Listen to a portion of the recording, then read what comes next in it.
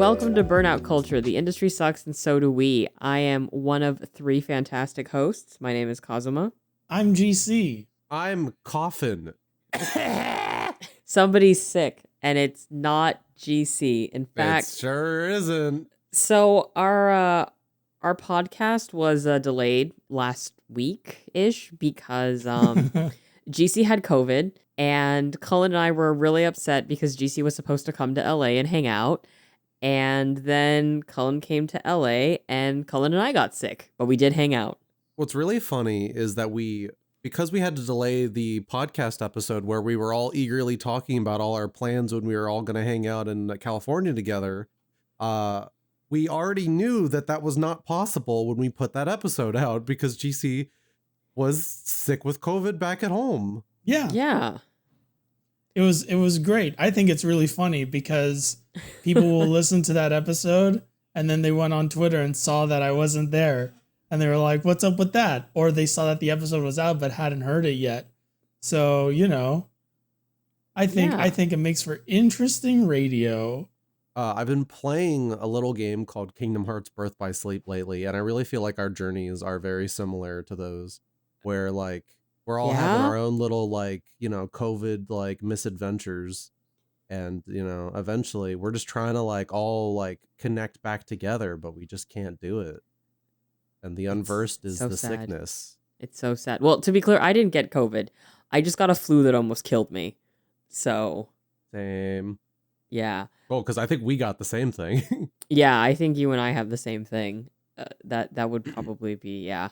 To take full credit, it was probably I was the originator, and it was either from I got it from Disney World or a plane. And then I didn't feel anything for a couple of days, but day of I was having a bit of an itchy throat. And then the next day I could barely get up. Oh my God. I think I explained the whole thing in my audio logs, which I have instructed GC to place throughout this episode. I had planned to record at the end of each night my thoughts about Disney, but instead what you get is you get the first one, which was me waiting to get picked up from the airport when I landed in California, all really excited, and then you get me thinking I'm about to get sick.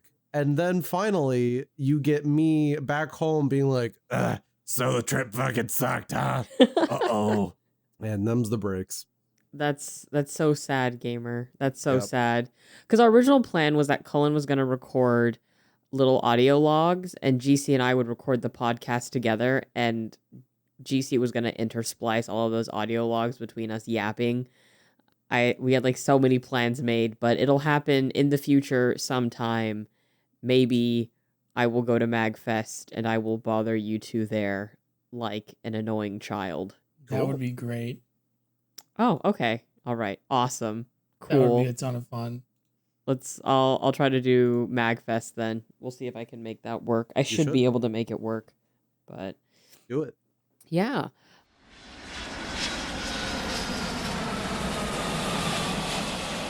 So yeah, I'm at the airport right now. I don't know why I guess, audio blogging, new thing I'm doing. But yeah, I just got done with 7 hours of flying. And I'm in California now. I'm currently holding my phone up to my face so no one thinks I'm a weirdo talking into a microphone. But yeah, our buddy James is going to pick me up in about 10 minutes to take me to my hotel. GC got COVID, so our plans are kind of up in the air in general. But we're still going to hang out with Kaz on Thursday. You can't even sit on the baggage claim conveyor anymore because woke. But yeah. James is taking me to Curry tonight, so I'm looking forward to it. I was gonna say, they don't tell you that air travel fucking sucks, but no, I'm pretty sure they do. I'm pretty sure that's one thing everybody does, is be like, oh, airplanes fucking suck, bro. I think I spent like $100 all around on just like trying to survive today, because you got to spend like 40 to get your bag checked. You got to spend like at least 20 per meal. Coffee is way too expensive. All the prices are way too high. Water's like $7. Like, everyone's like, oh, late stage capitalism is, no, like, late stage capitalism is trying to be at an airport and do anything. I was in Philly for one of my layovers, and I was like, oh, they have a Philly cheesesteak place, so obviously, I was like, you gotta get the Philly cheesesteak in Philly. And they're lying, and they're saying like, oh, we're the famous Philly cheesesteak place. And I was like, bet. And I'll give them this. They gave me a lot of food. The problem was that the food was unseasoned. Like, when they were cooking the steak on the slab, I don't think they put even a little smidge of season. It just tasted like beef.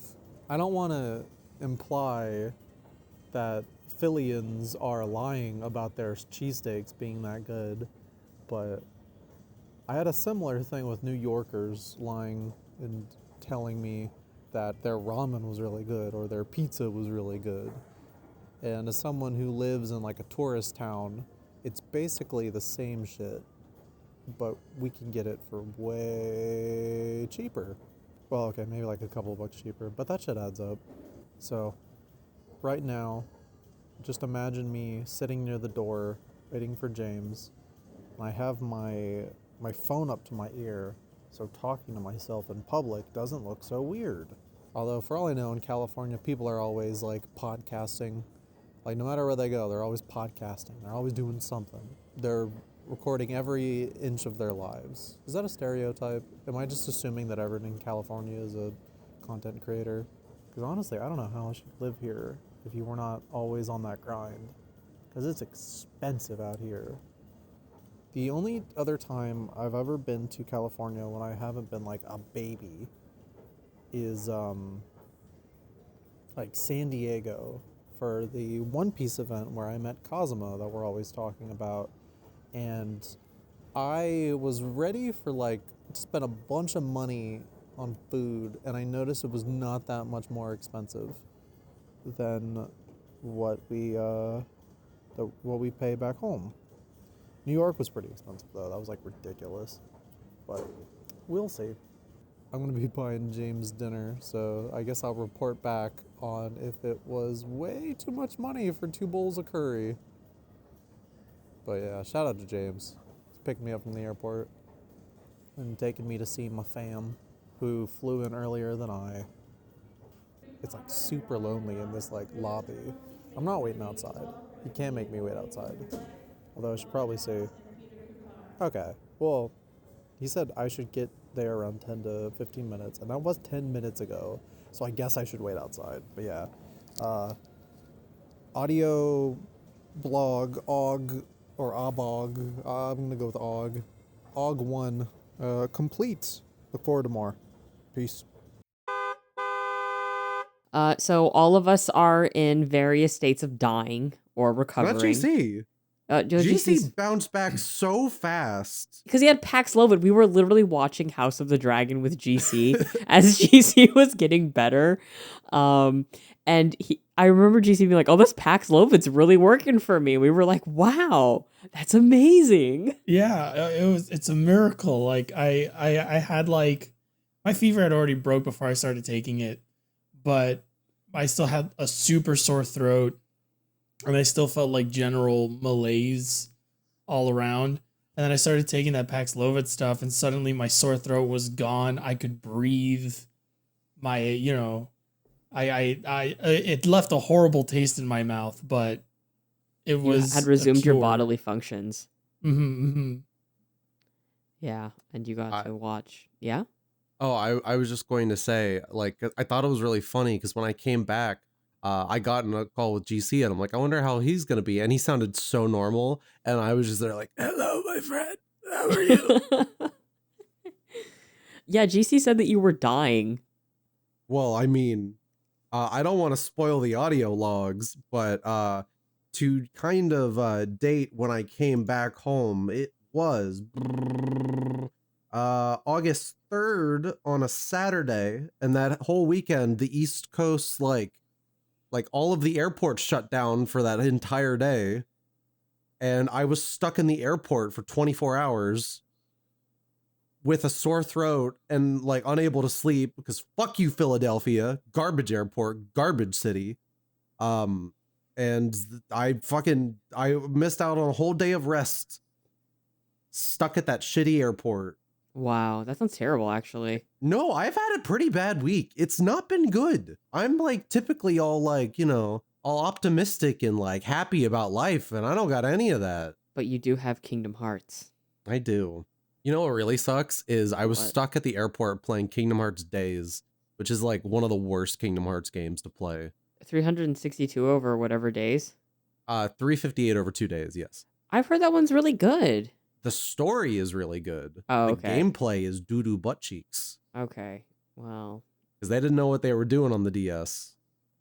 But, I'm playing Birth by Sleep now, and all is well. I'm glad. Yes. Birth by Sleep's my favorite Kingdom Hearts game. It's pretty good. I like how it's got a plenty of like PSP jank. It sure is a PSP game with a bunch of PSP scope and PSP mini games and PSP ambition. And no cape. No cape. No. Terra's not allowed to get his cape because it's not a PS2 game. Sad. Very, very, very, very. But honestly, I have just been playing Kingdom Hearts games. It's like the only game I can like my brain wants to play right now. Before this podcast, because this is my last day before I go back to work on my little vacation. Mm-hmm. And I was like feeling dead tired, and I was like, fuck, I can't take a nap because we were going to do podcast, and I don't want to sleep through it because this is like we're really like, a lot of you look behind the curtain audience, we're really recording up to the wire. Once again, thank GC for editing the podcast. But I was like, I'm dying.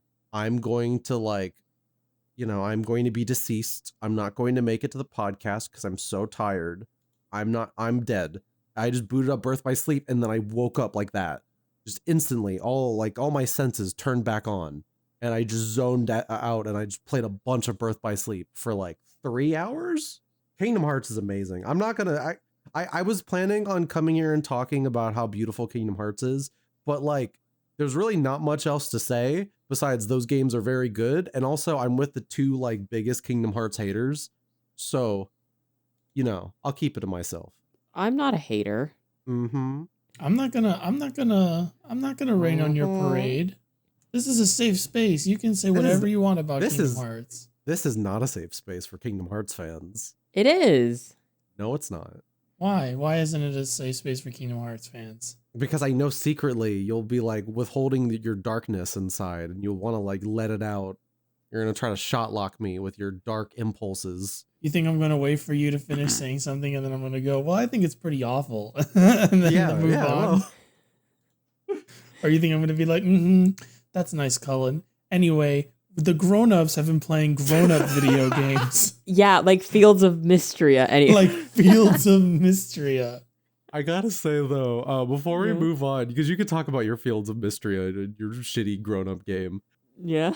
But I was playing Birth by Sleep in a call with Kazuma, and I was like hacking up a storm because all that's left of the sickness is just like an annoying cough and some congestion. And I was still like in a haze. I think I was like high or something because I needed that. Oh, you were so high last night. I was because I was like, I had a really bad headache after a long stream. So I was like, oh, fuck it. It's, I have tomorrow off. I'm going to just like chill out and hang out with my friends. But I was coughing, and in my brain, like I think you had just like said something, Kazuma.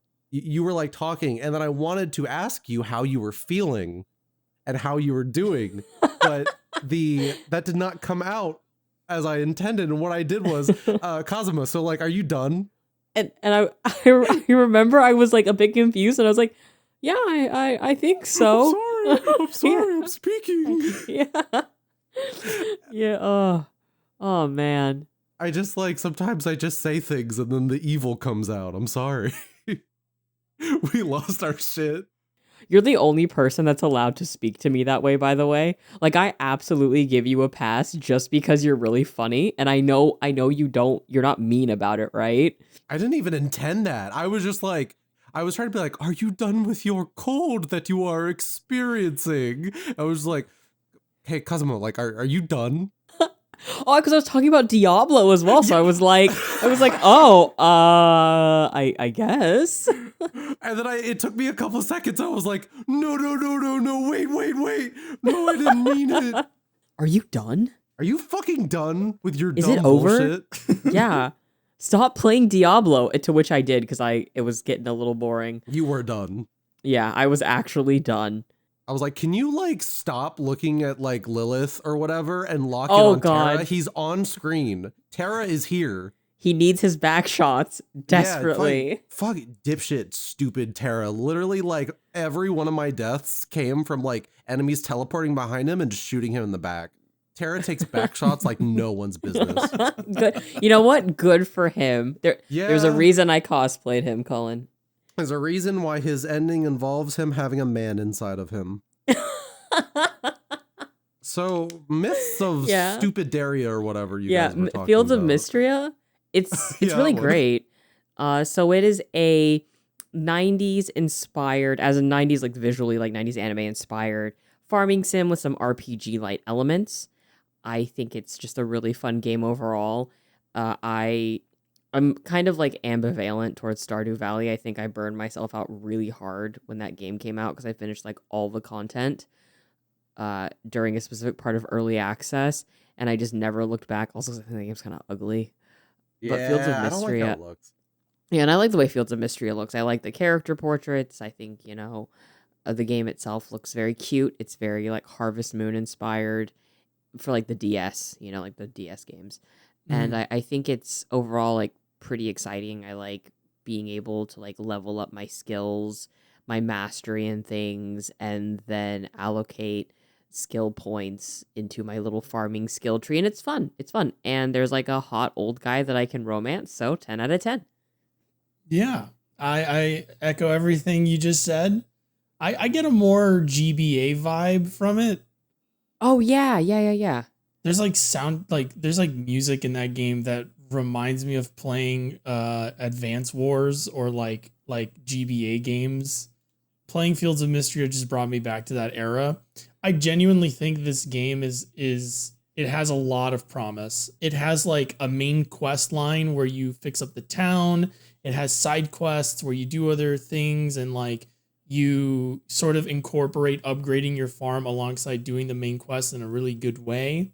Like if Stardew Valley was like this huge like revival of this genre, I genuinely think Fields of Mistria can potentially be a second revival of the genre, like a second coming for it. I think it's that good. Yeah, it's super, super good. I'm very picky when it comes to farming sims. Like, I'll be honest, like, despite being a content creator for Palia, I've like actually dropped off like really hard on it, and I just don't enjoy playing it anymore. But something about this game, maybe it's because I was sick when I was playing it, and I was like laying in bed playing it on my roommate's Steam Deck, where I'm just like, oh, this game is fun, and I like it. And after getting over that initial hump of just like the early game, I was like, oh no, this is a good video game. I'm having a lot of fun, actually. Yeah. It was really weird to see GC so happy in the last couple weeks while I was just like kind of miserable back at Shitburger. He was like I would see that's like the only thing you played for like a solid minute, GC. Fields of Mistria, yeah, I've logged quite a bit of time. I've got 20 hours in it. Which doesn't sound like a lot, but for a farm life game, like a life sim game, that's plenty. Like the days are the perfect length in that game. I think like one day is equal to maybe, I want to say like 15, 20 minutes of real time. Oh my God. Oh, updated. I'm looking at the trailer for Fields of Mistria. Yeah. I didn't realize this, but hold on. I want to confirm what I just saw. I think that just said music by Toby Fox. Some of it is by Toby Fox, not all of music it. by Toby Fox. Wow. Nice. All right.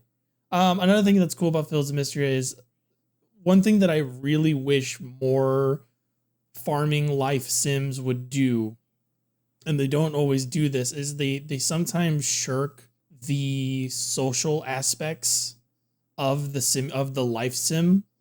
And Fields of Mistria doesn't just have like, oh, you can talk to somebody once a day and like get their like little dialogue for the day and then that's it. You can talk to people multiple times a day. Like if you follow them around, they'll have multiple things to say. And they don't all just say the same things over and over again. Like they react to things you do. So if you donate things to the museum, they'll be like, hey, I saw that thing that you donated to the museum. And they'll like tell you that they did that. And having the world sort of react to the things you do is really important in a life sim. And I don't think enough life sims do that. I don't even think Stardew Valley does that well. It doesn't do it, in my opinion, like at all to the degree to which Mistria does. Like there's like this one romance candidate, the guy with the pink hair. Mm-hmm. He literally only told me what item he liked because I had turned that item into the museum and he works there. Yeah. That's crazy. He's like, oh, I see you donated a ruby. Wish you would have given it to me instead, Lamau. And I'm like, you like rubies? Well, now I know from now on. And you Yeah. kind of get to know the character in an organic way. Yes. Yeah, and I think part of what works with Fields of Mystery is that I think I don't know if this is like a direct inspiration, but there's a lot of Animal Crossing in this. Yeah. There's a lot of like bug catching and fishing. And again, like the museum you donate things to. And like there's a sense of the town and you like helping the town out and being part of the town, as opposed to what a lot of farm sims do, where it's like your farm is the priority and the town itself is sort of an after, like it's after the fact. It's the thing that will upgrade as a byproduct of you managing your farm and doing well on your farm. But in Fields of Mistria, the farm is almost second to the social life sim aspects and the rest of the world around you. And I really like that. I really like that the farming, it doesn't take necessarily a backseat, but it's not the thing that's most prominent. Yes, there's other things to do. Yeah. It's not about min-maxing your ability to make crops and butter and give everyone mayonnaise, you know? You know exactly what I mean. Yes, I do. That being said, I really wish I have a couple like things on my wish list for it. I really want a way to water my crops, like an easier way to water my crops. I don't know if sprinklers is the solution to that, because maybe this game doesn't want to go that route. But it would be nice to have a way to do it. Yeah, like just a way to like automate it, just to make it easier. Because once your farm gets big enough, I mean, this is like the conundrum, right? How big do you make your farm? How at what point does the farm become more difficult to manage, and like does it become impossible to manage and stuff like that? And it's like, giving players ways to automate certain things or make certain things a little easier allows them to go do other things and not worry about the aspects of the game that they feel like they have to maintain all the time. So I hope they introduce ways to sort of automate that and give players a little more freedom. Because as of right now, there's so much to do in the game that there isn't enough time in the season or the days to like do everything, which I like. But my brain is that sort of min-maxer optimizer brain where I'm like, I gotta get everything done this season. Maybe the fact that I can't is actually a good sign. Like maybe that's actually better, healthier for me and why I'm enjoying the game so much, because it's sort of liberating. But yeah. It's fun and it's good. If you like farming sims, I'd say pick it up. It's like $14. It's really affordable. And there's, I think, like 50 hours of content or something is what they said. It's huge. It's huge. Yeah. I've been sinking a ton of time into it, and I'm still not. I haven't like scratched the surface. It just seems really fun and really exciting. They surpassed 100,000 downloads. Good for them.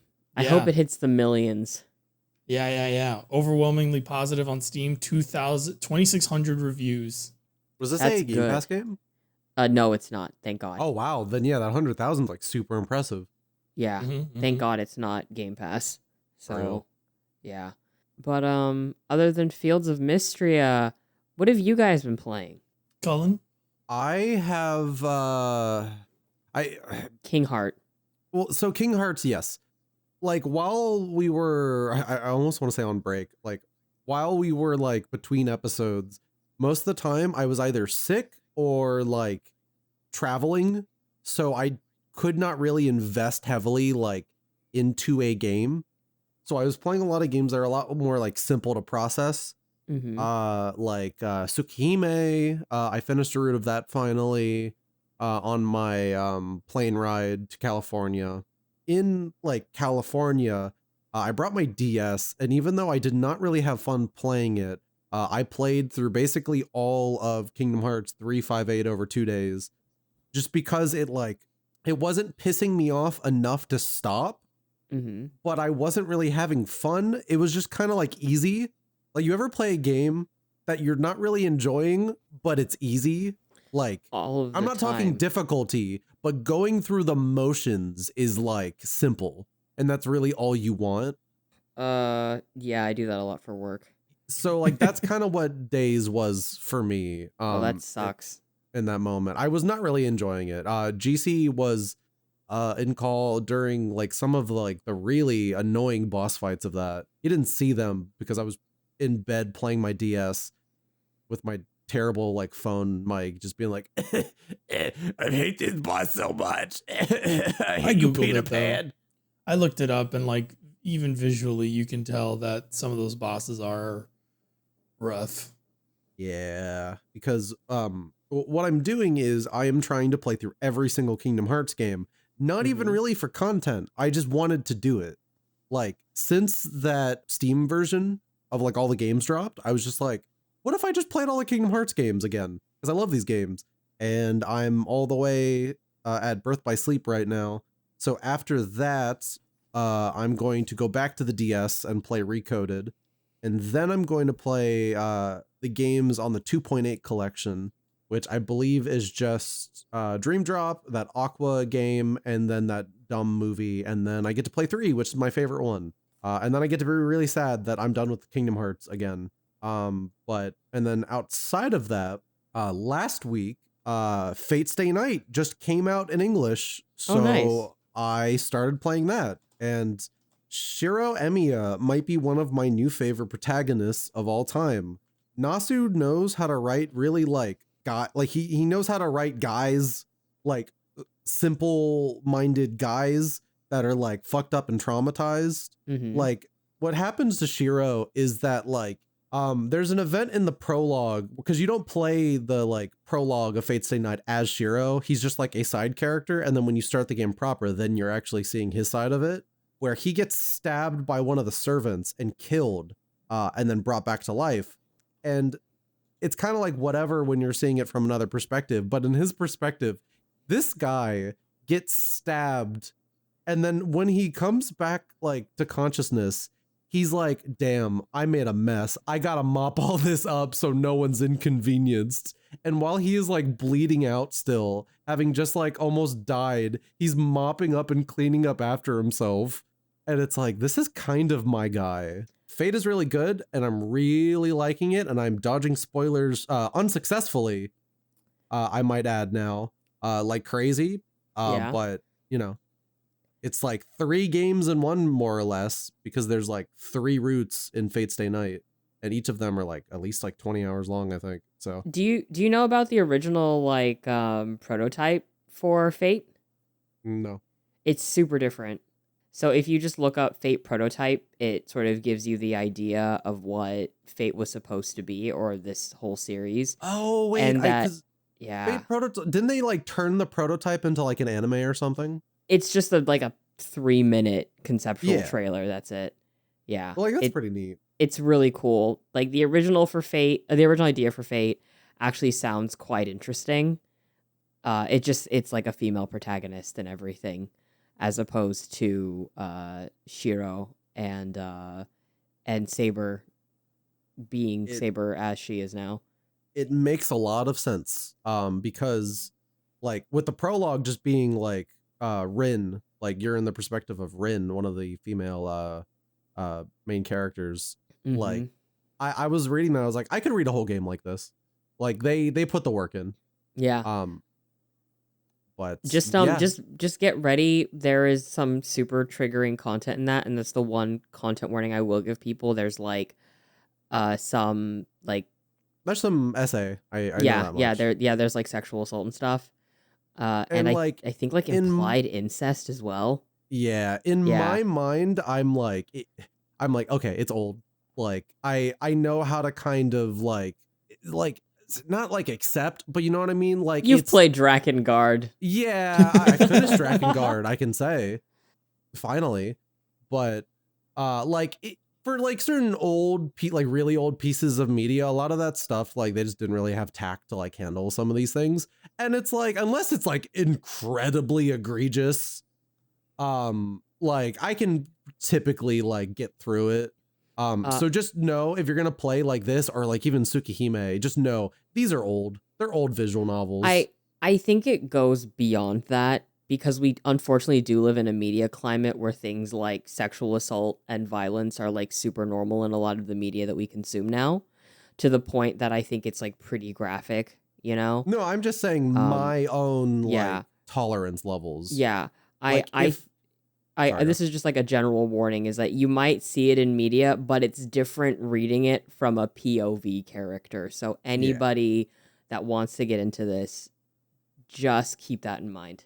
Yeah, like I typically like ask people who have already like read or like watched the thing, where I go like, okay, so I know it's got some fucked up like shit in it. Is there anything like still of value where it's like it's worth like making it through that? And if they tell me yes, then I'll give it a go. Yeah, like, absolutely. Like Tsukihime is like really fucked up, but I think there's a lot of value in that story and like how they tell it, where it's like I can get through like this part that I might not like really like as much. But regardless, I really like how Nasu writes. Like his prose, even in the English translation, is carried over like really well, and it's kind of just like, I just want to hear this guy describe things. I don't know if I'll even watch like the Fate animes, because like you're really missing out on the narration, which is like one of the best parts about the story. I would watch the fight scenes because they're crazy. They're like really, really good, but the writing is like what really makes Fate special. And I thank God every day it has like good localization. Like the look is good. So yeah, it's pretty solid. Like there's some like issues I've heard people talk about, but like I'm making off just fine. So congratulations to your introduction to Fate. Just know that the guy in the blue suit is my favorite. Oh yeah. No, I remember us playing Samurai Remnant, and you were like, I like that guy. And I was like, that's my husband, sense. Blue Dog. Yeah. I was like, that makes sense. I'm glad you're enjoying it, though. That's really cool. You'll have to report back next week, or sorry, in the next 2 weeks when you chew through more of it. Yeah. Because I want everyone to hear about your Fate journey. I will keep people updating. Keep people updated on that. I am gonna I just got to keep reading it, keep working through it, and but no, I'm really liking it so far. If there's nothing else that is like kind of taking up my time, I'll probably just get through a whole bunch of that, but I have things I cannot talk about. I am currently working on and playing, so I kind of have to just leave it at that. But I didn't really have as much time to play stuff because I was sick and You're becoming dying. 28 years old. Congratulations. Happy birthday, little boy. Happy birthday. Welcome to your late 20s. Yep. That's exactly what I thought. I'm like, oh, I'm not mid anymore. I'm late. Yeah, which means it's just drink a lot of water and take care of yourself. Mm-hmm. Which I'm able to do, drink a lot of water, that is, because one of the things my girlfriend got me was a Stanley Cup. Wow. Check to make sure you don't have one that has lead in it. Well, a bunch of them got recalled. It's got water in it. Okay, well, if the water starts tasting sweet, you have lead poisoning, and start eating a lot of spinach. Okay. All right. But She got me like a Stanley cup, some espresso stuff, and then a Chemex, which is a pour over coffee thing. So I'm like, my coffee pretentious idiot side was placated rather well. So yeah, that's it for me. Oh, and we also went out to dinner, and you had birthday dinner. I with me. did. I Yeah. had pretty decent Korean barbecue. It was Yeah, all right. pretty. It was all right. We had dinner You were together. trying to tell me that it was like, oh, it's really spicy, and I had it, and it was just okay. I don't. I'm glad you have a good high spice tolerance. That tells me that I can take you places. Yeah, I can withstand all the spice. But what was funny is you recommended me a couple like coffee places, and so did our friend James, who was with us. So I ended up drinking like 4 lattes that day, which I'm sure did not help the fever that followed when I crashed really hard. You died that night. Oh, I did. Like, for context, Kazuma had to leave early, and then like James and I were gonna go to Little Tokyo. And on the drive there, I felt my consciousness fade. I was like, oh, I'm gonna die. Oh, I'm dying. I'm going to Sleepy Town, and I'm never coming back. One-way ticket. And I had to be like, you gonna take me back?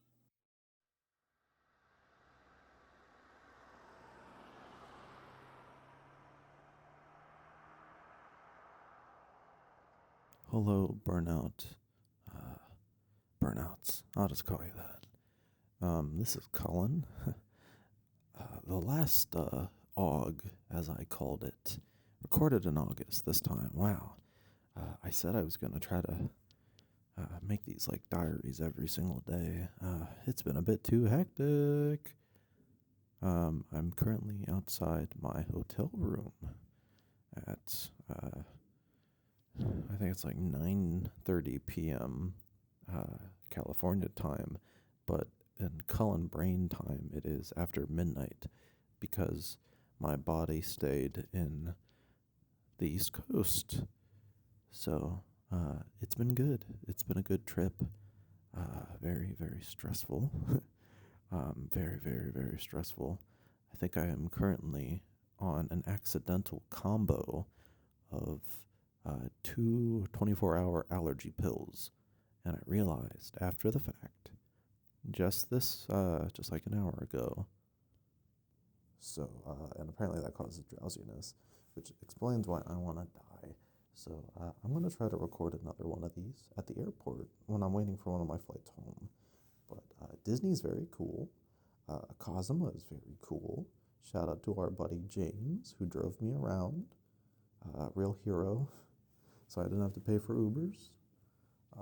We had delicious Korean barbecue that I'm sure I'm talking about on this very podcast. Disneyland is really big, and you walk a lot. You walk so much at Disneyland, it's crazy. But, I'd say the Incredicoaster or Space Mountain are probably up there for, like, the GOATs so far. But World of Color is, I'd say that's probably my favorite thing, seeing at Disney. You can just see the art on raw display at World of Color, so that's pretty sick. Oh God, my feet hurt.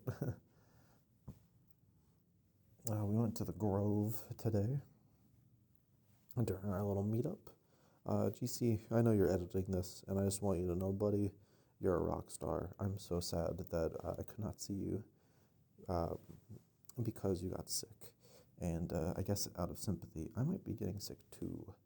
But I need everyone who is listening to this in the podcast to please post a comment just saying something nice to GC, because he really wishes he could have been here, and I wish he could have been here too. It would have made a great day so much better. We're talking like a 9 out of 10 day to a 20 out of 10 day, because GC is an amazing person who lightens the room up whenever he enters it. He brings the energy, and he is the best. But enough about him.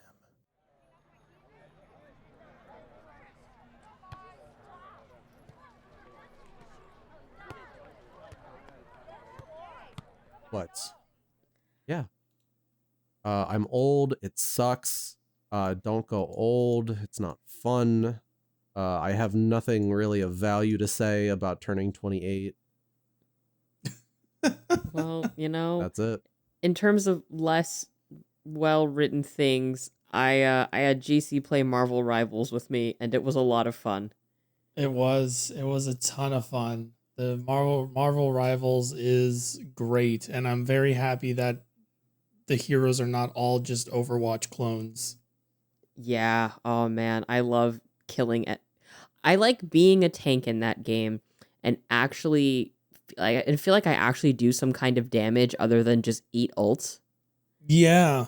Yeah, it's nice that everybody seems to have in their kit a way to take out other players, and you're not just it's cool that like that's important, because otherwise you get stuck in your role and there's nothing you can do to like turn the tide of battle if the DPS or the DPS heroes aren't like doing their job, or they can't do their job, or like something bad happens. It's nice to be able to fall back on, okay, at least I have abilities to take out enemies with. I will say it's very funny because we also played with Jake, because Jake had gotten a code too. Hearing him sigh as he locks into the Punisher when we're losing, and then we come back really hard. Yeah. For those of you that don't know, Marvel Rivals is NetEase and Marvel attempting to make their own Overwatch clone, which I think is actually like, it's 6 versus 6 and it's really fun. I've also played with Lori, another friend of the podcast that Cullen has yet to meet, but will meet in the future. She really liked Overwatch and like was even involved in like the UCLA efforts of like the Overwatch League and stuff, like the UCLA esports stuff.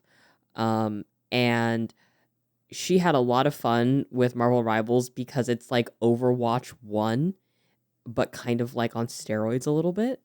So it feels familiar for her to play, and I'm curious to see how other people who've played Overwatch and Marvel Rivals that listen to our podcast feel about it too. But man, I love being Jeff the Shark. He's so cute. Jeff is adorable and really good. Yes. Jeff is a strong healer, and also his little spitball attack does decent damage even if it's hard to hit with. I like it. I like him. I want more Jeff. I love knocking Iron Man out of the air with my little spit bubbles. When does this game come out? Because I wanted to play it, but I was stuck in the worst place on earth, California. You can already pre-register for it, so that makes me think it's actually going to come out soon. Did they at least say it was this year? They did not give a clear release date. Makes me think early next year. But yeah, Marvel Rivals was a load of fun. I loved being Doctor Strange and killing people with bad vibes. That's literally what he does. Yeah, he generates dark energy. It's really cool because you do more damage, but you get less healing, so you need to like expend your dark energy when your health is getting too low. But it was a lot of fun playing with you, GC, and I really want to play it with you as well, Cullen, because I hear you become a little monster when you play competitive games. I need a shooter. I need new shooters, so I'm down.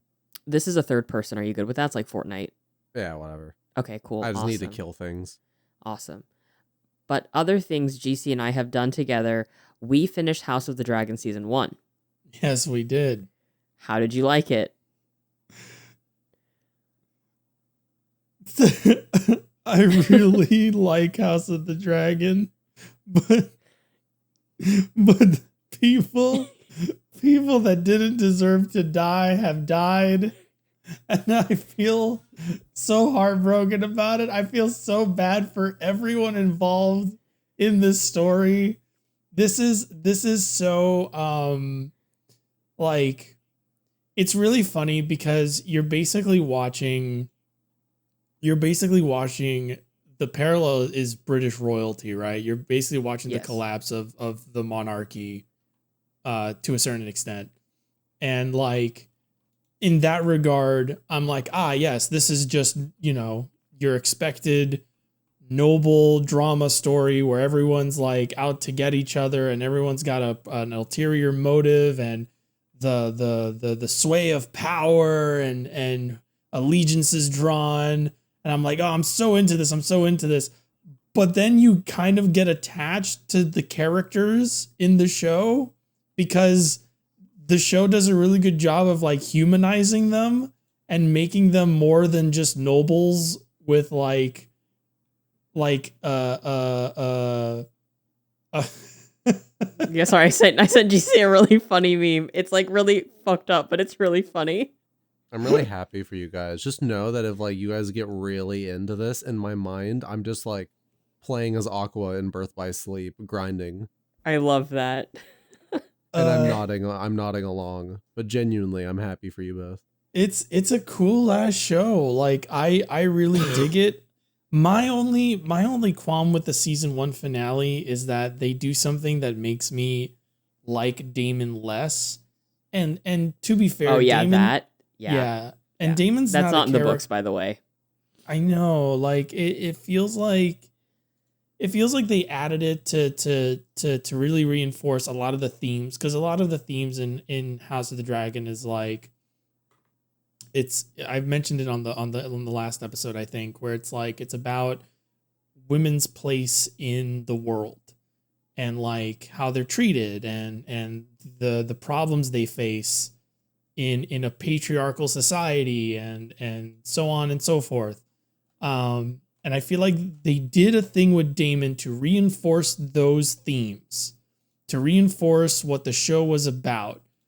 Mhm. But it makes me like that character less. And to be fair, I'm not supposed to necessarily like that character, but up until that point, I viewed that character as somewhat of an anti-hero where like he has his ulterior motives, he has his selfish desires, but he does not cross certain lines. And he has like what little moral compass he has it, right? And I feel like that sort of shatters that, and it makes me not root for him, which is weird because the main character and him are on the same side. Rhaenyra is the queen that never was. Rhaenyra is Viserys' daughter, right? Yeah, it's actually Rhaenys. Rhaenys, there it is. Rhaenys and Rhaenyra, yeah.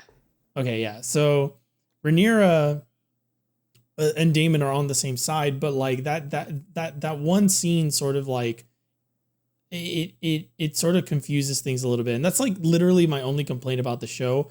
Otto Hightower continues to be a great character that I want to put in the ground.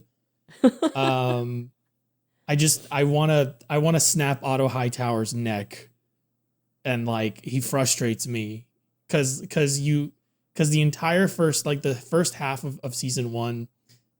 You're like, oh, he's the voice of reason. I don't like him, but he is the voice of reason. And then you sort of miss him, and then he comes back, and then suddenly he's the worst person, and he's not the voice of reason. And it's not like a sudden character change. It's not like this like sudden change of heart that's not earned. There's little things at the beginning of the season that sets this up, and the entire time you're just assuming he's just trying to do right by his king. And it's, oh man, like everything that show has done so far has been earned. And there's been like setup, there's been like, like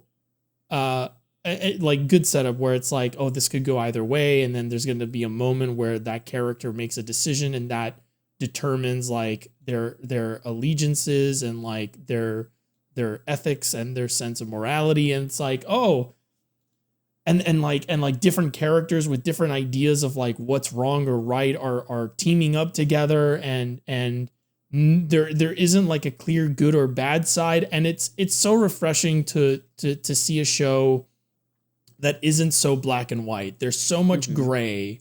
There's so much like just nuance to it, where it's like it's not obvious. And I guess that's why like on the internet once in a while, when I see people talking about House of the Dragon, thankfully I haven't been spoiled on anything yet. When I see people talk about stuff about House of the Dragon, there's people like arguing about like what team you're on, and the discussion is not just like clear Like the discussion is not I'm team green, I'm team black. It's like they're arguing about why they're on that team, and they all have like different reasons for why they're on those teams, and like it's compelling. It's compelling television. I really enjoy it. How miserable is it? It's not. It's not. Really? Yeah, it's not. No. It's not misery porn, which is something that I cannot stand about a lot of television, like a lot of like dramatic television nowadays. It's not misery porn. It's political intrigue more than anything else, like way more than anything else. And it's great. There's certainly tragedy in it, and there's certainly like misery in the show, but it's not at all what the show is about. Like, the show is not about making you feel awful.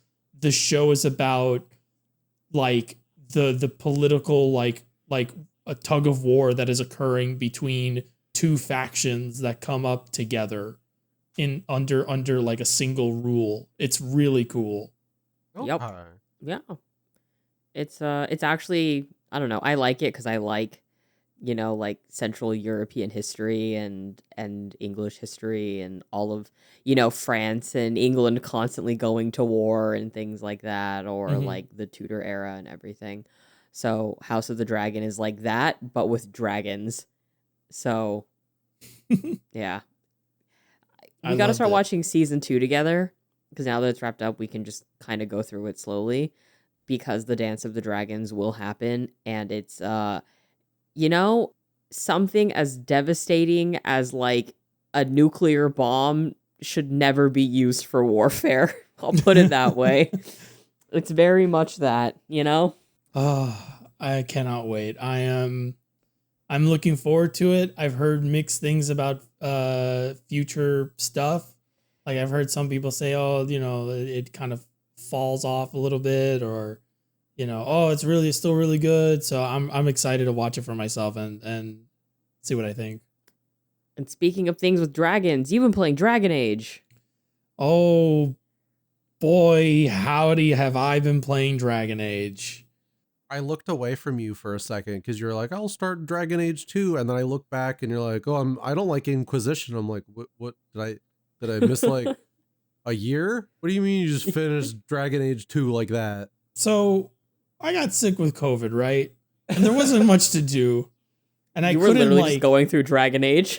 Yeah, so I was like, fuck it, I'll just play Dragon Age 2 and see how far I can get in it before I get better. I finished Dragon Age 2 while I was still sick with COVID. That game is a lot shorter than I remember it. It's a lot faster than I remember it. It's better than I remember it.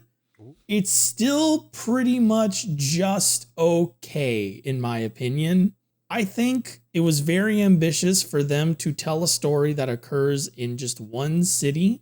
And I really appreciate the effort put into it, because I personally, I can't say I want BioWare to try this again, but I want somebody to try this idea again, where you have an RPG that takes place in a central location over the course of many years. Mm-hmm. That concept is great. Now, I'm not going to spoil anything, Cullen, because you're still playing it and you might go back and play it at some point, so I won't spoil anything.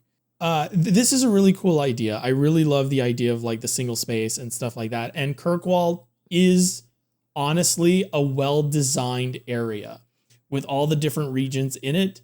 And like, at no point did I feel like that got old. However, the level design is so limited in Dragon Age 2, and I don't blame the people that worked on this game. You do know about the development of this game, right? How it was like 16 months. Yeah, like it I was gonna say it had to have been like time and budget that made this happen, because it's written on the walls, like literally, where like I sent you a screenshot, Kazuma, of the quote unquote door that was in one of the caves, and it's just a slab I'm scrolling of rock. up door. And when you click on that door, it's a square. For people who can't like visualize it, imagine you're in a cave, right?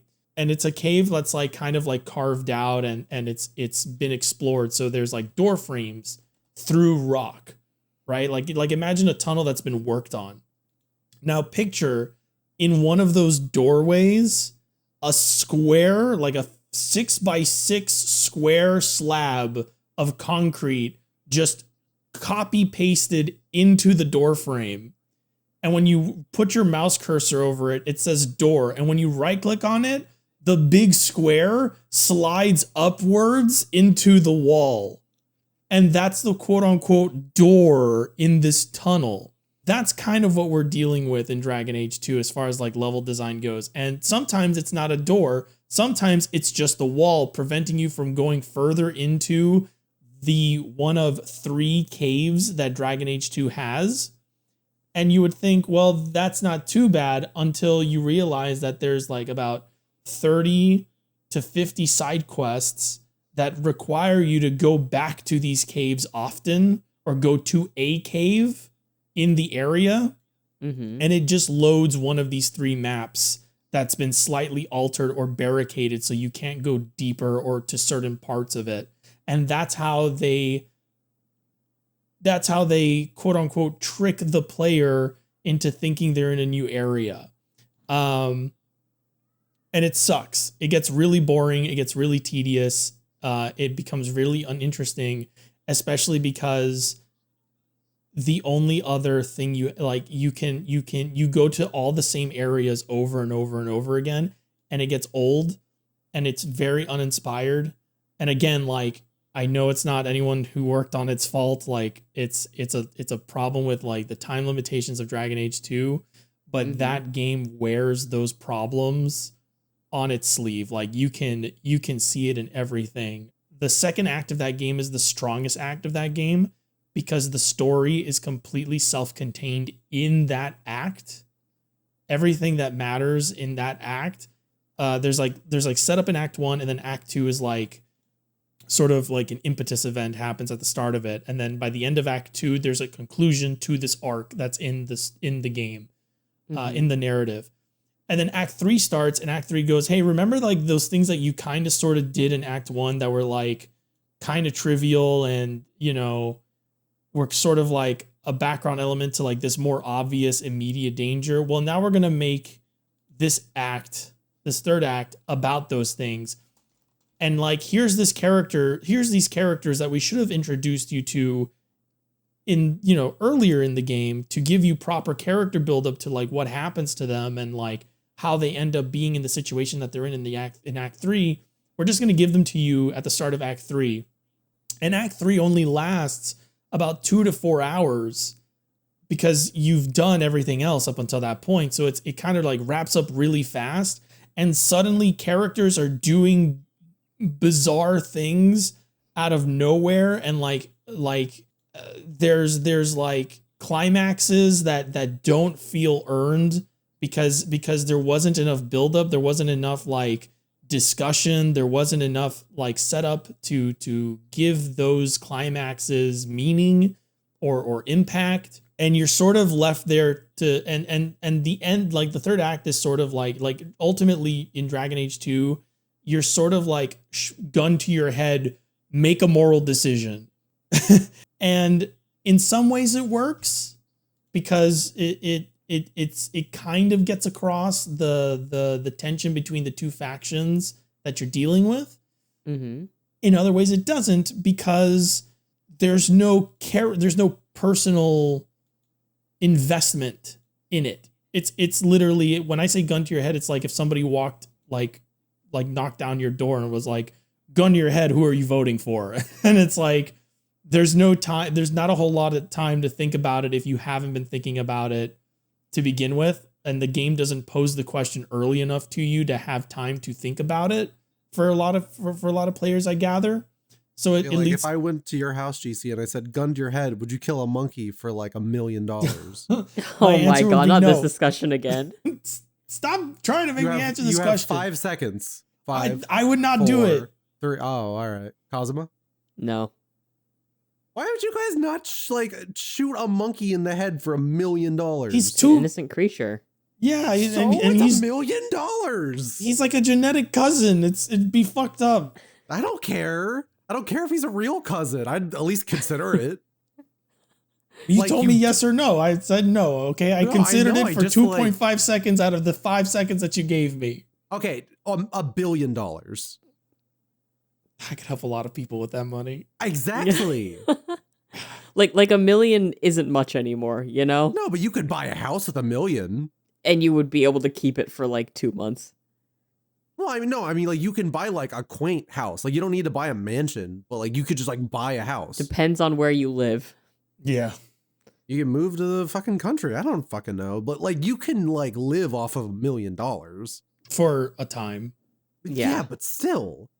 See, but that's the thing. It's like death is forever. Like I'd take this monkey's life forever to have like.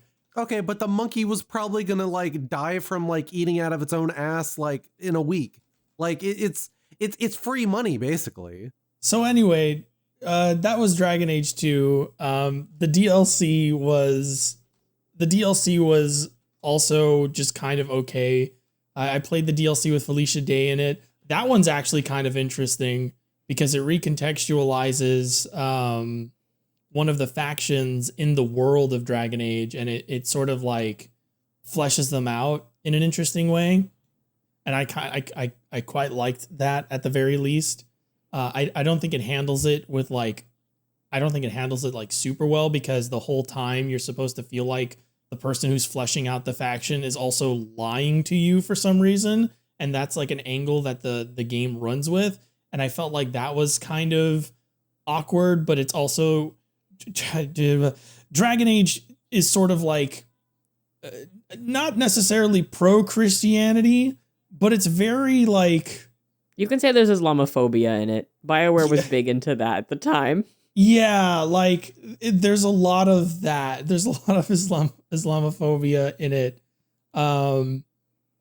It feels like the writers were, it feels like some people on the writing team were trying to like not be Islamophobic. And then there was somebody else who was more important who wanted to make sure that people didn't think it was pro-Islam. And the only way to do that in the minds of somebody who's trying to make sure that they don't get misconstrued as pro-Islam is to make it Islamophobic. And like, it's so baffling. And I think that's what it is, because the entire time you're playing through that DLC, you really feel like it's like it's got the sentimental angle of like, actually not everybody that follows this religious belief, is like this. There's, other people and they find comfort in some of the teachings and some of the codes that they have to follow. And there's actually a lot of freedom in in living under that, my brain wants to say dogma, but those teachings. And then it's like your main character is like, yeah, but how do I know what you're saying is true? And like, you can't agree with the person. Like, you can't be like, oh yeah, you do you or whatever. There's always like an air of suspicion, and it feels really weird. And then you play the other DLC, and the other DLC is just okay. It's just a tie-in to the next game, to Inquisition. So yeah, Dragon Age 2, it's just okay. The companions and stuff is like, and a lot of the writing with the companions is the best stuff in that game, and it's really, really good, but everything else sort of falls by the wayside. And then Dragon Age Inquisition, I haven't gotten that far into it because it's very slow. That's the slowest Dragon Age game I've ever played. That's a slow ass video game. That is one of the slowest RPGs I think I've ever touched. Enemies take like 5 to 7 minutes to defeat. Like, encounters take like 5 to 7 minutes, which is a lot. That's a long time for encounters. There's a lot of dialogue to go through that's inconsequential so far. There's so many things on the map to do, and there's so many, and the maps are so fucking big. And the war table is a mechanic that's like really long, and it takes real world time to complete. So you can't just like do all the missions and then like do all the missions on the war table and then go explore. You have to like pick a war mission table, go do something for 15 to 20 real life minutes, then come back and do another war table mission. So you're constantly jumping out of the map that you're exploring to go do the war table, to go back to the map that you're exploring. And then by the time you're done doing the war table stuff and making the important decisions, you forgot what the fuck you were doing on the other map. It's a mess. Inquisition is so far like, and then you're exploring and you're like, what am I doing? It's like the most like monotonous like checklists of things, but not even in a fun Ubisoft like way where everything's like you're quickly doing it and like there's like interesting parkour or you're like killing people on the way there and it's all fast and snappy. No, this is like plodding and slow. And yeah, I don't know if I'm gonna. I mean I gotta if I want to play Veilguard, I feel, but I don't know if I'm gonna be done with Inquisition anytime soon. It'll probably cut really close to Veilguard's release whenever that happens. How about like okay, who are you romancing? In Inquisition? Yes. Josephine. I love her. She's great. She's great. Yeah.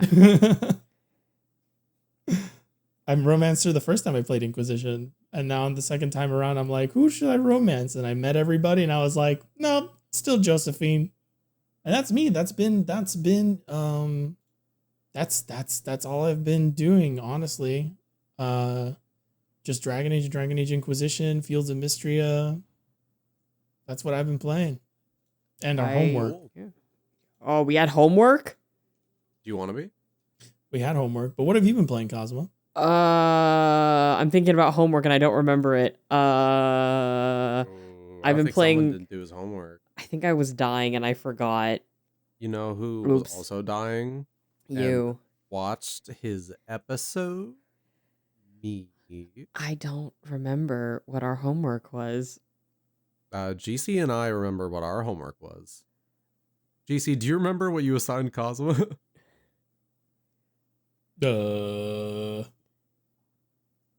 I also don't remember. What did I assign you? You know what? You forgot, so I'll take that as a pass because I was. That's fine. I was You know what? Yeah. Fine. But Okay. I'm giving you 2 games. That's fine because I've been engrossed in playing. Yeah. Wait, do you remember? I remember. What was I it? assigned you Metropolis Mania. Oh my god, I didn't play that. I'm so sorry. I was playing That's okay. World of Warcraft. Well, what you missed out on is that really fun game Metropolis Mania. Yeah. That city build. It's a city builder with life sim elements in it, and you work Okay. for a man who looks suspiciously like Adolf Hitler. Oh my god. And there's like levels, and in one of the levels you have to free the town from a cult. I like it. That's interesting. Yeah. But There's is it as more, but yeah. interesting as leveling my character through World of Warcraft Pandaria Remix? I don't know. I don't World think of anything could for you. Yeah. I mean, World of Warcraft has its hooks in me right now. Like, I'm geared up for the upcoming expansion. I'm going to be reviewing it, so that's why I've been playing a lot of World of Warcraft. And it's fun. I know, I think it was it Sophie that asked about my thoughts on Panda Land? Sonia? Sonia, I'm so sorry. I'm still unwell, as you can tell. My brain is still cooked from World of Warcraft and residual feelings of illness. Yeah, I'm playing through it, and it is a lot. It's still a lot of the observations of what I made last time in terms of it feels like a bunch of white people got into a room and were like, I think East Asia, points at China, is really cool, and pandas. And that's kind of it. It's mostly inoffensive outside of white voice actors putting on fake accents, which is unforgivable in my eyes. But when did this expansion come out? When did Mists of Pandaria come out, GC?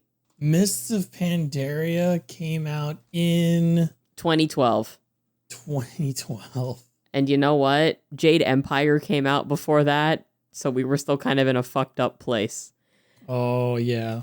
Yeah, I don't like Jade Empire. If you like Jade Empire, know that you're my enemy. I'm just going to say that. I can't fucking stand Jade Empire. every white person that I've met that's in like narrative design that says they like Jade Empire, I'm like, I don't know what's wrong with you, but whatever. Yeah, it's fine. The Pandaria remix adds like Diablo mechanics into the game, like gem slotting. Yes. So you get like extra skills by gem slotting. It's more like Path of Exile in that way. Like my fireballs can now cause meteors to rain down on enemies and like a big AoE, or I could freeze enemies and deal residual like ice damage or something. And it's really cool and it's very fun and it's easy to level up that way, which is what I've been doing. I've also been leveling up Jake's characters to get him ready for the expansion. So I've been playing a lot of World of Warcraft. But I'm having fun. Even if how familiar are you with some of the story elements in WoW still, GC? Because you were the World of Warcraft player of the group, and now it's me. Yeah, I dropped off after Cataclysm. Okay, So I have not played Mists of Pandaria. well, I feel like this is a reoccurring plot point where like Jaina or Varian are like, we should make amends with the Horde, and we should try to pull over like the Blood Elves or another faction to joining the Alliance. And then like Garrosh Hellscream comes in and like does something fucked up and they're like, man, no, fuck the Horde. The Horde needs to die. I feel like this has happened like on more than one occasion and I'm like, this is getting really boring, guys. Can we please do something else? Want to Can know we something please- funny? Yeah? If you play as the Horde leaders are essentially like the whole game is essentially the Horde leaders going, I don't know about this Garrosh Hellscream guy. Is This that guy's kind of really it? fucked up. Yeah, if you play as a Horde, if you play as a troll, for example, Yeah. the troll leader basically tells Garrosh to his face that if push comes to shove, he'll fucking kill him. He should have done it. Yeah. And like that's why the troll starting area in I think it's different in I don't remember which expansion they do it in. I think it might have been Cataclysm, where the troll starting area is different because the trolls exile themselves away from the rest of the orcs for that reason. Why couldn't Thrall just have stayed war chief? Because he's got to go watch his whirlpool, okay? I hate this. He's in the jacuzzi, live alone. Okay, like, this is the thing, right? It's like, well, this is a problem. It's not a problem, but it's just like a thing where it's like, you could prevent this bad thing from happening. Like you're literally... Cullen, to put it in perspective, Garrosh Hellscream is like the biggest war criminal on the planet as of like... I mean, yeah? that sounds impressive because I imagine everyone in World of Warcraft's a war criminal. Yes. Yeah, but he's like war criminal number one. Like, The other war criminals are like, dude, you gotta chill out. It was like, bro, that's a Hitler right there. Oh my god. you know what? No, because I'm thinking about Sylvanas. Oh, okay. So World of Warcraft already has a Hitler. Got it. I wouldn't say Sylvanas is Hitler, but she definitely wanted to gas a bunch of people to kill them. I don't want to spoil anything for you, but Okay. there's like really funny stuff with Garrosh Hellscream where like a lot of his actions, like I won't say anything, but it's very funny how Garrosh Hellscream feels about his own actions. He doesn't give a shit, does he? Is he like repentant? Is he like, oh, I shouldn't have committed so many war crimes? That Do was you kind want of me to fucked up." tell you? Yeah, just tell me. I hate Garrosh Okay. Hellscream. There I've is never liked him. a story beat in a later expansion where Garrosh Hellscream's ghost shows up and he basically goes, I did nothing wrong, bye, and then he disappears. No, that's fucking awesome. It's like that Pokemon Masters screenshot of the guy from like Pokemon Platinum or whatever going, I'll never change, after they're like, I really hope he changes.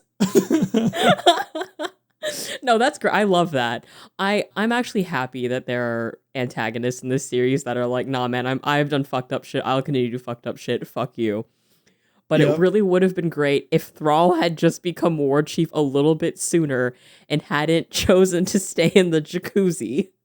So It's so funny because like if you start as a troll, I think it's from Cataclysm onward. If you start as a troll, the leader of the trolls literally talks to Thrall and he's like, why did you make this guy the war chief? And Thrall is like, he's the leader we need right now. I've been doing a bad job, and like we need a tough guy on the team or whatever. Anyway, I'm gonna go hop in the jacuzzi for a while. You guys handle that shit. He's like gone for multiple expansions, just vibing in the fucking jacuzzi. I hate it. Oh my god, I hate it. I also started going through Shadowlands because I wanted to get the Dark Fallen cosmetic. You can actually have the like Sylvana, she's like a Dark Fallen. Yes. You can unlock that cosmetic if you do Shadowlands. Ooh. And Shadowlands is fine. It's not as bad as everybody says it is. I get why people compare Dawn Trail to it because it makes you stop at certain points of the story for NPCs to talk to each other, but at least it's fully voiced. And it's like they're having that other event too, Radiant Echoes, where like, for example, Arthas can spawn in Northrend. And somebody said the funniest fucking thing in chat when he spawned and they were like, time to break him down for sword enhancements because they stuck his fucking soul in a fucking sword in Shadowlands. They turned him into a crafting reagent, GC. They turned Arthas into a crafting reagent. He's just a tool now. Literally. They've given Anduin PTSD for what? Shiny gem. Exactly. Hello. Welcome to the third and final AUG. The epilogue.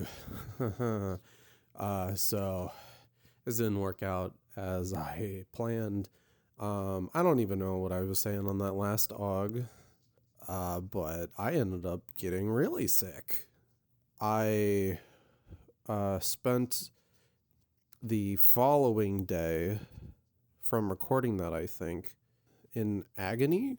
Let's see, I think I recorded that. Did I record that? No, okay. I think I recorded that on Thursday. And then I woke up the next day and I had a fever so bad I could barely move. And I was sweating like crazy. It sucked. But I slept it off, and then I was feeling a bit better. And then I woke up on the day we were set to leave in unbelievable amounts of pain with one of the worst sore throats I have ever had in my life. Not fun. This is honestly not a fun AUG. I'll cut through a little bit. But anyway, I had to go fly home. And I was like, thank God I get to just fly home and then sleep in my bed and then be better for it. I'm in my bed right now. I'm home, by the way. So we fly out of California and then we hit up Arizona, Phoenix, I think, the Phoenix airport. And I go separate way from my parents, and we're both flying to different airports. I think they're flying to they flew to the Charlotte airport. And I flew to the Philly airport. After some issues with delays, I finally made it there. I did so after 5 hours of an agonizing plane ride where my ears were like, because when you're on a plane and you're sick, I think it's like the popping of the ears makes you fucking go insane, because every time your ears would pop, it's just an immense amount of pain. It's like your sinuses are exploding. It's not great. And I had two kids sitting to the left of me, screaming and yelling and playing Minecraft and then coughing all over themselves and me. I was losing my goddamn mind and sanity. So that wasn't great. But I make it to Philly, and it is a madhouse. Like, it is ridiculous. It's 10 p.m. Most of the airport has been, like, shut down, and people are lined up for about 2 hours to just try to, like, figure out what's going on and get help to go home. It turns out what I ended up needing to do, and the reason why is I guess there were some storms and it shut down like all airports on like the East Coast or something. It was ridiculous. My parents were stuck in Charlotte, and I was stuck in Philly. They were able to actually get home at about 5 a.m. on Sunday, but I was not so lucky. The earliest flight they could have gotten me on to send me back home was at around 10 a.m. on 10 a.m. on Sunday. So I had to spend the night. I had to stay overnight at the airport, and while sick, while being very sick, being one of the only people wearing a mask for at this point for like others' well-being, having to like sneeze and run to the bathroom and back and forth to like, get phlegm out and like blow my nose. It was a nightmare. All the restaurants were closed. The chairs were really uncomfortable. So I had to basically kill like, no, yeah, straight up. I had to figure out what to do for 10 hours wide awake while being sick. So I just played Kingdom Hearts and was really miserable. Well, for both reasons of it being Kingdom Hearts days and also being sick. Yeah, I survived. And I'm here now. And I slept for like 6 hours as soon as I got home. And it's Monday now, and I'm still a very sick boy. I hope I didn't talk about this on the actual podcasts. Maybe I'll just say like a cliff note. I'll just be like, I got sick and it sucked. But yeah, it was unfortunate. Now, would I do it again? No. I kind of never want to go to California ever again. And at the very least, I never want to fly on American Airlines. Fuck American Airlines. Fuck the Philly airport. And honestly, a little bit, despite how fun I had for that one day, fuck California. Like, Disneyland's cool. Hanging out with my friends is cool. California, y'all are some nasty fuckers. All you guys just wander around with no masks, like coughing and spitting all over yourselves. I expected better. Y'all are so gross. Please, I beg you, be less nasty. I know I have like fans or followers or whatnot who live in California, and to you, I'm definitely sorry that you're getting lumped in with this, but I hope you can at least acknowledge that people there are gross. It was so nice to be home. I love the East Coast. It's perfect here. It's beautiful here. But I have reduced this agonizing sore throat to just a bit of one with a real stuffy nose and muffled hearing. So yeah, fun. Okay, we're about 7 minutes. It's all been about the same. I hope you all have enjoyed this descent into madness, starting with hopeful optimism and ending with just disregard of the entire state of California. It's my birthday this weekend as of recording this, and I'll probably be sick for it. So, I think that whole state can kind of rot now. Granted, if I'm ever offered the chance to travel there again for free, I'll probably take it. But don't put me on American Airlines. That's all I ask of you. But yeah, if you do travel any place, buff your immune system, walk around, get not physically fit, but start a habit of exercising a bit beforehand so you don't, you have stamina, and just be safe and smart. Cause yeah, my birthday week plans are fucked. Anyway, I'm gonna go be a sick, disgusting boy in my beautiful bed. Bye. But in more serious things I've been doing this week, I went to the SAG-AFTRA Strike. I actually got to write about the current SAG-AFTRA Strike for Inverse. And it's do you guys know about what's going on with that? More or less, but explain it anyway for audience members who do not know. So basically, there's another SAG-AFTRA Strike for video games. Well, it's the first one for video games, but it's the numerous SAG-AFTRA strikes that have happened recently, and it's basically because voice actors under the contract and performance capture artists are not protected because of certain, let's say, a gray area and some wording and loopholes. For example, a voice actor must always sound like themselves. If they put on a voice, then basically disqualifies them from any protection. And right now, motion capture artists are not covered because companies view what they do as not real acting because the animations need to be like fine-tuned. So they do not have protection or health insurance. And that's why everyone's striking right now. And I got to speak to some performance capture artists about it and some voice actors, because there's also like the concern of AI. And it's not the AI that, just the AI that makes it into games. They're talking about like generative AI, like taking samples from your voice or using your likeness and then generating something based off of that. They're also looking for like finer protections into that. And everybody should be in support of this, because sort of the general consensus was this isn't just a video game issue. This is an everything issue. They were also talking about, you guys know that for like some healthcare providers, they're just making you interact with like an AI now. Yeah. Yeah. Or having AI just make all those like really important decisions to decide like what healthcare people get. It's fucked. Exactly. Or even meeting with nurses. You're not meeting with nurses, you're meeting with AI. So if you went to the hospital, Cullen, you'd be asked to tell your symptoms to an AI. Well, I'm never going to a hospital ever again. No. All right. This Cullen's is why dead after we this need to episode. strike and get rid of AI. Yes. So little Cullen can go to the hospital. Big Cullen. Yes. Big Cullen can go to the hospital. Little Cullen. Massive Cullen. Gargantuan Cullen needs the voice actors to get everything they need so he can go to the hospital. Yeah, it's kind of like a really big thing right now, because they're also talking about this in relation to just, like all of us, like our voices or our likenesses being used and like harvested for things without our consent, and how this should be something that's sort of being discussed on a federal level. And hopefully they'll be able to push for that in the future. But yeah, it's all investors' faults, basically. It's all the people that want the returns on investing in games, seeing it's like $1 billion industry and not getting that money and wanting to cut people out. And that's why they're striking.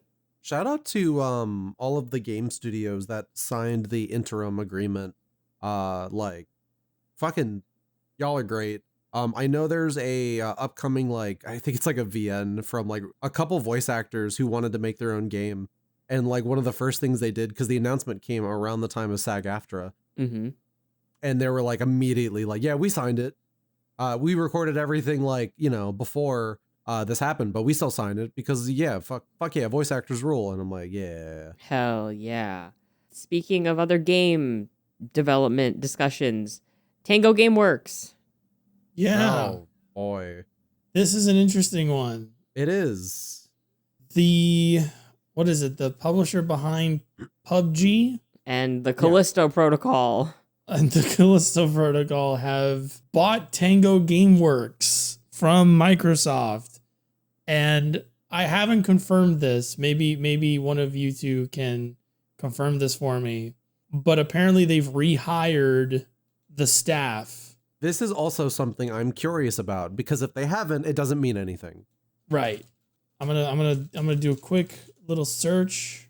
And it is a bit sad to me that one of the first things that people were talking about in regards to this was, oh my God, now we get Hi-Fi Rush 2. And it's like, no, Hi-Fi Rush not getting a sequel was never the biggest problem with Tango dying. No. Was that everyone got laid off. Yep. Yes. So when I heard about this, while I was like, oh, that's cool, my follow-up question immediately was, but what about the staff?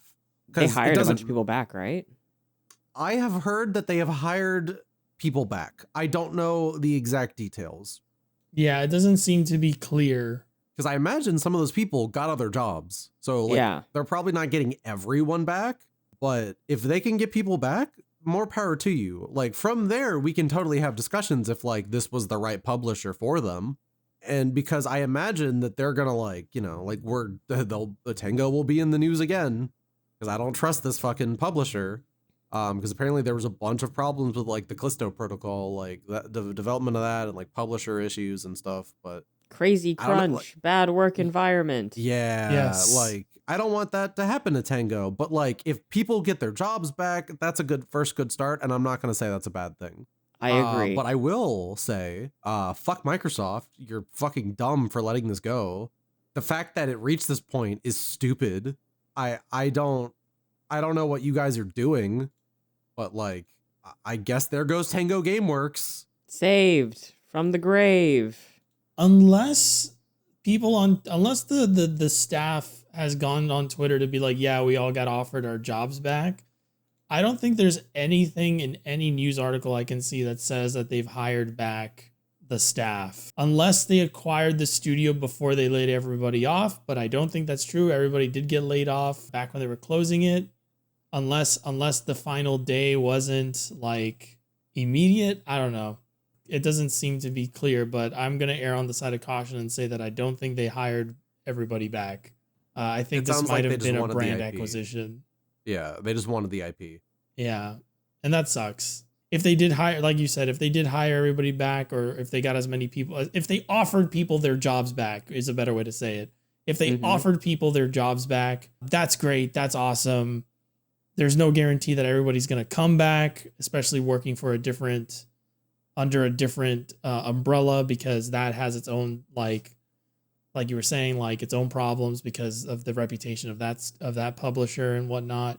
So this really comes across as sort of like a, I don't know, it's kind of a shrug, sort of thing, where it's like, this could be good, this could be bad, this could not matter. People could still be out of their jobs. It's unfortunate that this is the best they could do. I think one of the frustrating things with me as well is that it's like Microsoft, like, they don't want to, like, when they realize like we can't have the studio anymore, they don't start by just selling it somewhere else. They're like, all right, lay off everybody and then we can fucking sell this off. Because at the very least, there's a chance people would have kept their fucking jobs. Like, I'm sure, like, maybe not. But, like, it's just frustrating that, like, Microsoft has all these studios, and then we're probably going to hear this happen a lot, where it's like, oh, yeah, this studio shut down, everyone got laid off, and then they kind of pawned off these IPs and, like, the corpse of this company off to other people. Probably for cheap. Yep. Bullshit. I don't know. Like, and it's why it's like, I really want to be excited about this. I just feel nothing. Yeah. Like, until we, like, know more about what's going on with this, I just, like, I think I don't want to say like it's irresponsible to be excited about this, but it's just like, I think it's completely fair to be like, you're right. Like, the important thing isn't that the game series is going to stay alive, because that means nothing without the people that made it. That's like saying, oh, that might as, like, that's like saying, oh, it's not the same exact thing, but it's like if somebody told you tomorrow that like AI is gonna make this, like, like if Kingdom Hearts tomorrow was like AI generated from now on, or like AI like built with AI exclusively, and it's like, the point, I wouldn't want it.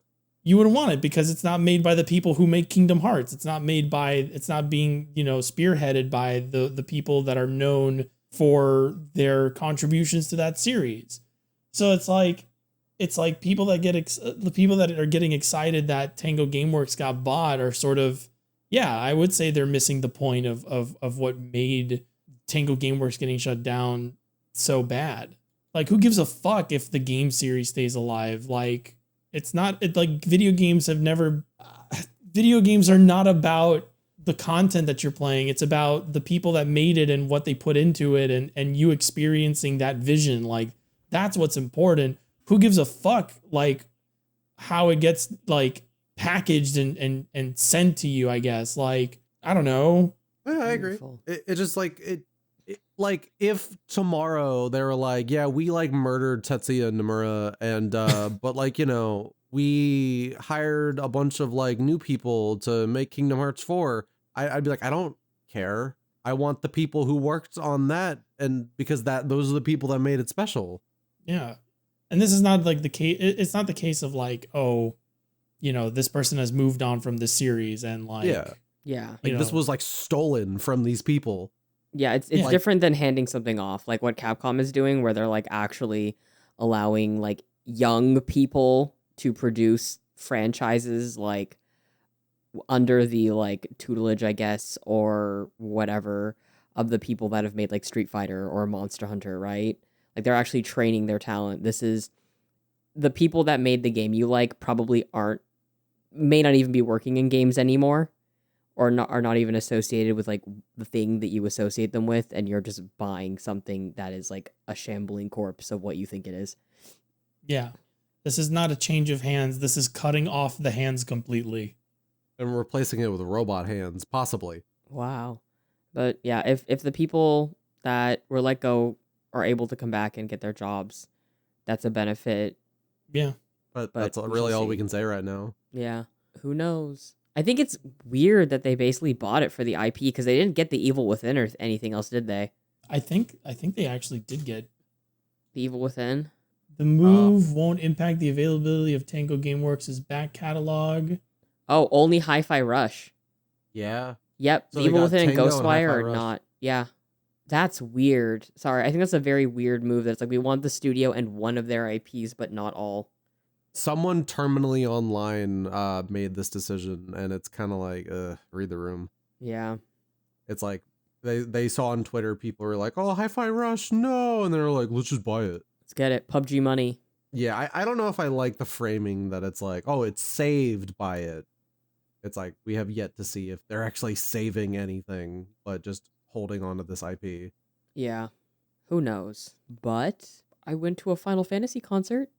Oh, Ooh. Yeah, I went to the Final Fantasy VII Rebirth concert. James, a friend of the podcast, the one that drove Cullen around, invited me to the 7 concert. And it was fine. The music is fine. It's Cool. okay. Yeah. I have no strong feelings. The rendition of the Sephiroth theme was all right. I think the Advent Children versions are a lot better than what I heard, but it was a fine concert. I'm glad that I went. It's like a once in a lifetime thing, you know? I saw the vocalist for some of the Metal Gear songs, like Metal Gear Rising songs, there. And he tends to go to a lot of these Final Fantasy events because he did like vocals for Shadowbringers. And I went up to him and I was like, hey, I know this is really weird because we're at a Final Fantasy event, but I really love your work in Metal Gear Rising. And he was like, thanks, that is really unexpected. And I was like, yep. And we talked for a little bit and he seemed really cool. But a highlight of my night was meeting him and saying that I liked Metal Gear Rising. So, and you know, the sound quality in the venue was really good. It was fine. It wasn't as exciting as your Sonic concert, Cullen. yeah, you're right. You can't beat that. People were also catcalling like Tifa whenever she'd Oh. show up on screen. It was weird. Yeah, that is weird. What the fuck? Like guys like wolf whistling and being like, yeah, and I'm like, okay, can you stop? So, yeah. But let's you guys want to talk about homework while I eat some Brussels sprouts? Sure. GC, would you like to describe how our homework works? Hey, everybody. So, every 2 weeks, we like to assign each other homework. We go in a round robin style, sort of like your Fire Emblem, Axe, Sword, Lance, Pokemon, Grass, Fire, Water, mechanics. Cullen's grass. Oh, Today, really? Cullen Fuck. is Grass. I don't want to be grass. Your grass. Is it just because I get high? No, because we have a strong defense. Cullen Oh, is okay. Grass. I'm Fire. And Kazuma is Water.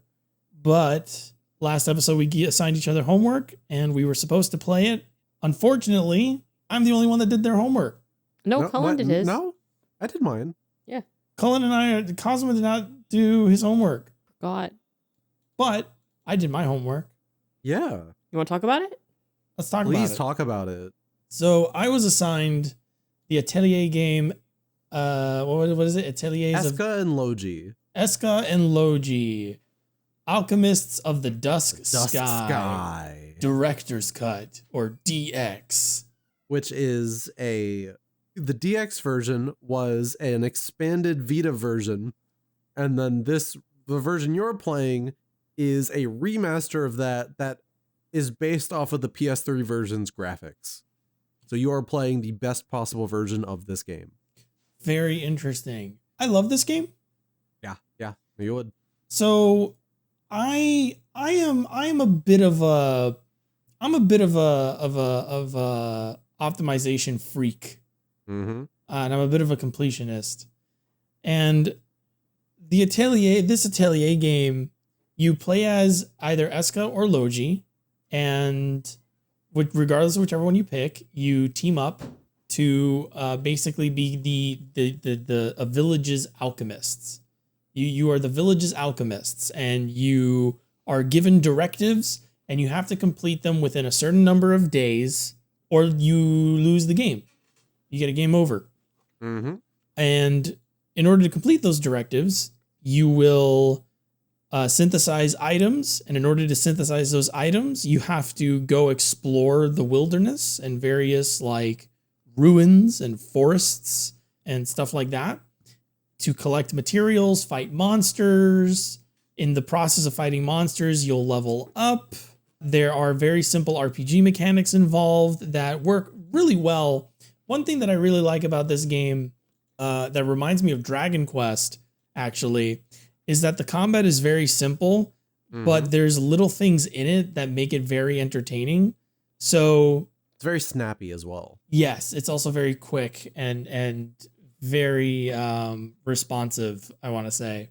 So there's like a support meter, and you raise that meter by hitting enemies in the overworld, like to gain advantage, sort of like in Persona. And also by attacking enemies and performing abilities and whatnot and killing enemies and such. And you use that support meter to have other party members interject with bonus actions on your turn, like on your other character's turns, or to have them perform a support guard when an enemy goes to attack a different character. And you have a limited time to actually declare these support abilities. So you can't just like sit there and think about it for long. You actually have to make snap decisions and how to utilize that. And proper utilization of this system results in you being able to be out in the wilderness for longer, which means you waste less time in on the calendar system because you don't have to leave and come back and like heal and re-prepare and stuff like that. You have a gear loadout where like instead of like buying items, you synthesize items, and those items have a certain number of uses, and you equip those items onto your character, and their uses refresh every time you go back out. So having a correct loadout is very important, and synthesizing a correct loadout is very important. And then you have to balance synthesizing those items that let you explore in the wilderness with the items that you need to complete your directives. And once you complete your main directive, you actually unlock bonus directives that you can then complete to unlock even more bonus directives.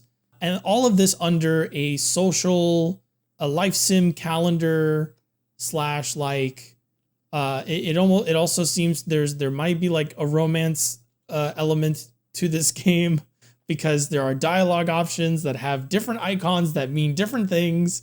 And I haven't played enough to figure that one out yet. But yeah, the game is super interesting. It's super compelling. I quite like the story that I've played so far, even if it is a little bit hammy in certain places. It's kind of a good hammy. This game has the whimsy and like the fairy tale qualities that I like about Dragon Quest VIII. It has a lot of the aesthetic that I associate with Dragon Quest in a different sort of package, and I've had a great time with it. This makes me very happy. I am pretty sure I have tried to get you to play this game for a couple years now. Yes. Because I knew. And I think every time I've tried to, I haven't done a good job at pitching it to you, because I think every time I've just told you, yeah, you're going to love this game. I just know it. Which doesn't really, tell the whole like picture. But yeah, so this is, in my opinion, the best Atelier game of all time. This was right before they dropped the time limit calendar system. So this is basically that system at its absolute best. They probably knew that this was the last time they were going to do this, and they were going to like move away from this and make the games have more of like an open, like free progression system. And I don't think that's bad. I don't think the modern Atelier games like dropping that is necessarily a bad thing. But it just means that it's really nice that what they did here, like, is such a tightly designed game where like once this clicks in place for you and you like learn how to kind of min-max what you're doing and really optimize your like your time through all the assignments, you are just playing a game where your brain is always on and you're always thinking about every single thing you're doing and how you spend your time, because you have this like world map you can explore, but everything costs time and you really need to think of exactly how you need to handle every single thing. And if this was just a mechanics game, then like, I could see how like some people, like it wouldn't be enough for people. But this game kind of has everything. Like you were kind of getting at. Like, it has that whimsy to get people in the door. The characters are really nice. Logy is like the hottest anime boy ever. The music is amazing. The battle system is incredible. The setting is really cool. Like, one of the really neat things about this trilogy of games compared to the others is that there's this little hint of like edge to it, because more or less, you are in a dying world. And even if people don't realize it, like, it's kind of this, it's in the background hanging over everything, that like these people's days are numbered. And that adds like a lot to it as well. Like, I've never been able to finish this game, and I really need to, because it's one of my favorites of all time. But I'm really glad you're liking it. Yeah, I am interested in going back and playing more of it. I just got a lot on my plate at the moment, but once some of these games clear up, I'm definitely gonna pick this one back up and play more. Hell Nice. yeah. I bought it for us on Steam. And I think I might give it another go. I'm not sure if I want to try to like start, because Escha and Logy is game 2 of a trilogy. You don't need to play the others. They're good and you should, but like you can totally just start at Escha and Logy. But I'm not sure if, like, for me wanting to go like replay this, if I want to like start with Aisha, which I think is a very good game that's just a lot less focused, which is some people might like that more, where it does feel like a bit more of like an actual journey where you're just aimlessly wandering through and trying to figure out like what to do in the game. Whereas this is hyper designed and you're always kind of like doing and finding something new on a very tight pace. They're very different games. So I really recommend you checking out Aisha after you're done with Escha and Logy, like, and then check out the third one, which is called Atalier Shally, which I think it is the weakest of the 3, but it is still very good. Also, the art design is amazing. This is with the artist Hidari, who also did Fire Emblem Echoes Shadow of Valentia, which is the best looking, like, or I guess best Fire Emblem art style of all time. And I don't know why we have not seen another game with Hidari for like a hot minute. Yeah, welcome to the club, GC. This game's fucking amazing. Want to know something really funny? Yeah. I've had Aisha on my wish list for a long time. Well, now you can play it. Yeah. I bought the whole trilogy. These games never go on sale. So, like, I think all together, they're like $120 usually, for all 3 of them, because Koei Tecmo pricing. And then I found them on a rare sale for like $60 for all 3. So I was like, fuck, I don't want to spend this much, but like, this is a golden opportunity, especially to make GC play it. So I just bit the bullet and bought them. I might honestly go back and play Aisha first. If you want to, sure. Yeah, I might do that. But how was your homework, Cullen? So Kazuma actually assigned me the first episode of an anime called Wolf. Is it Wolf Rain or Wolf's Rain? I totally forgot that I assigned you Wolf's Rain. Yes. So I have a lot less to say because I only watched 1 episode. But excellent recommendation, Kazuma. Oh, this nice. This is exactly my kind of show. Okay. I cannot tell you what really happened in the first episode, and that is why it's a glowing recommendation from me to anyone else. This is a vibe show, it seems like. It is, you are sucking in the dreary atmosphere. I felt like it was raining in my house while watching this. Like it was a cold winter day. To the best of my knowledge, this is about a world where wolves can turn into people. I don't know how much of a metaphorical level this is supposed to be. I think it's a metaphor for indigenous people, actually. Oh no, I'm sure. I meant in the terms of the plot. Like I don't know how much. Like if this is one of those shows where you're not supposed to like perceive this as the literal events, and it's more of like a metaphor or not. No, it's a literal thing. People are literally turning into wolves. All right, it's cool. But yeah, so like people just like there's these wolves that turn into people. I guess vice versa, and they're in this city, and there's this one guy. He's the protagonist guy. His name's Kiba. And you know it's a good show when your protagonist doesn't show up until like the second half of the first episode. Yeah. That's how you know you're watching that good shit. But yeah, it's just like The animation is beautiful. The music's really good. It's like this really just soothing like show with enough like edge to kind of keep you on your like on the edge of your seat. Are you gonna watch more? Yeah. Oh, yes. Oh, absolutely. I know I'm locked in. I can't wait till you meet the baddie that you're probably gonna like. I can't wait because I already love all of the character designs, like, and I really like the main character. I'm watching the Japanese audio. Oh, you should watch the English audio. I think I remember you saying something about this, and then I went back and I skimmed the first episode with the English audio, and I was like, this is fine. I think I got a bit too used to the Japanese audio, and like, which is weird because this English cast is like great. They're like, it is all of the actors. Kiba. Yeah, no, like when your protagonist is Johnny Young Bosch, I'm in for a good time. But I kind of like the delivery a bit more of the Japanese. But if you're like really adamant of watching this in English instead, I might consider giving the dub a proper go. I think certain characters that you're going to see later on are much better in English than they are in Japanese. Okay. Yes. I'll give the dub a go, but I really liked the Kiba's Japanese voice, or at least like the inflection of his lines. I preferred in Japanese. It was a bit more like exhausted, I guess. It's like Johnny Young Bosch like tried too hard for that character, which was the first thing I noticed. I didn't really like the voice direction. The voice, like the inflection on every line. He put too much effort into like syllables, I guess.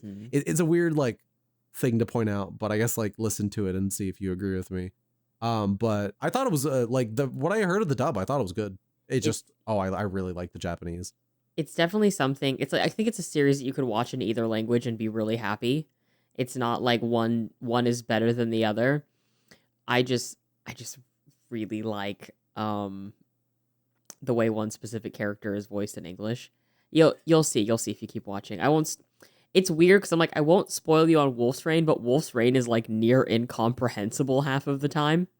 Which is why I like it so much. Yeah. It really feels like a show you experience instead of like pay attention to. Yes. And the lore is really cool when you get to it because it's like fantastical, you know? Like it feels very modern, but then they start breaking down like the mythos of the world and you're like, okay, I guess. And it's just, you just have to accept it how it is. All right. Yeah. I think what I'll do is I'm probably hanging out with my girlfriend tomorrow. I will maybe like put this on and just be like, well, like with the dub and just see how far we get. Okay, awesome. But now that we've finished talking about homework, let's assign some homework. All right. So this week I assign Kazuma something, Kazuma assigns GC something, and GC assigns Misi something. Misi? That's cute. Well, you're not going to think that for long. Okay. Kazuma, because you have committed a great sin, you have to play 2 European PS2 games. Is one Indigo Prophecy? No. Oh, the first one is Castle Ween. Castle Ween? Castle Ween. This is a audio bit, a visual bit, so no one's gonna understand. But I'm gonna post this box art for you, Kazuma. Oh, this is cute. Wait, I'm looking at the wrong Castle Ween. No, this is the same Castle Ween. And the second one is called Zapper One Wicked Cricket. Okay. So you're gonna play 2 more PS2 Scrimblows. Callisto Entertainment? I don't care how much you play, but it needs to be enough so that you can actually talk about both of them. Okay.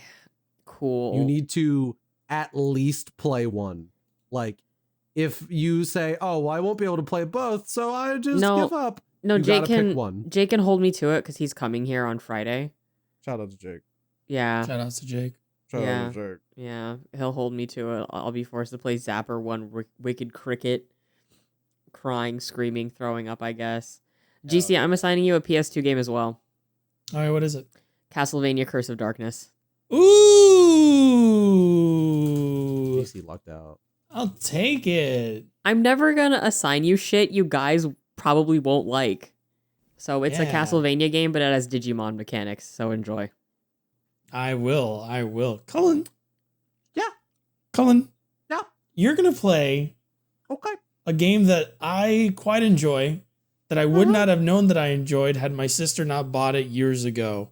I want you to play Hello Kitty Roller Rescue. Huh. Yeah, that's right. It's a GameCube game, also PS2 Okay. game. It features Hello Kitty. It is quite a surprising game, if I do say so myself. You should totally play it. Have fun. You'll have a good time, I'm sure. I don't know where to find this game, but I'll try. Hello Kitty Roller Rescue. You'll find it. Okay, I'll look. Is that all I get? Just play it? Yeah, All right. play it. Tell me how you feel about it. Okay. You know. Hey, you guys get some really cool games. Yeah. Well, not Kazuma, but GC gets a really cool game. It's cool. Hector's also my favorite character, GC, and you'll see why immediately. That game is fucking awesome. Just play a couple hours, evolve your innocent devils. I'm actually gonna link you an entire tree. It's basically made on like NeoCities, so you can see which innocent devil you would like to have. Okay. Because each innocent devil has unique skills that are carried on through each evolution. I'm so happy I caught Cullen off guard. Cullen was like, I'm going to have the weirdest game this time. Not likely. No way. It's like, yeah, no, I got. I got nothing else to. No witty comment on this one. I got. Don't worry, folks. 2 weeks from now, Cullen's going to have a lot to say about Hello Kitty Roller Rescue. Trust me on this one. Hell Really? yeah. Also, before we wrap up, just check out this website, GC. This is what I mean about, like, look at this. Oh. Yeah, it's like it's old. Somebody made this and they're still hosting it somehow. This rules. This is some GeoCities ass shit. It is. It's good. All right. Well, everybody, thanks for tuning in this week. We'll see you in 2 weeks. Where can they find us, Cullen? They can find us at Burnout Culture Podcast, which I believe on Twitter is Burnout Cult. You can find us there. You can email us at burnoutculturepodcast@gmail.com. We did not do questions this week because I'm a tired, sick, pathetic boy. But, email us some questions. Maybe next week we'll talk about it. I don't know. Hell yeah. We didn't get any questions this week, did we? No. Oh, man. I was dying, so I didn't make the tweet. Okay, I appreciate it that you spared Was yourself. dying? No, live, gamer, live. I will as soon as we hit stop, I'm just gonna boot up Birth by Sleep. It's gonna happen. Hell yeah. All right, thanks for tuning in, everybody, and we'll see you next time. Bye bye. So long. Enjoy my audio logs.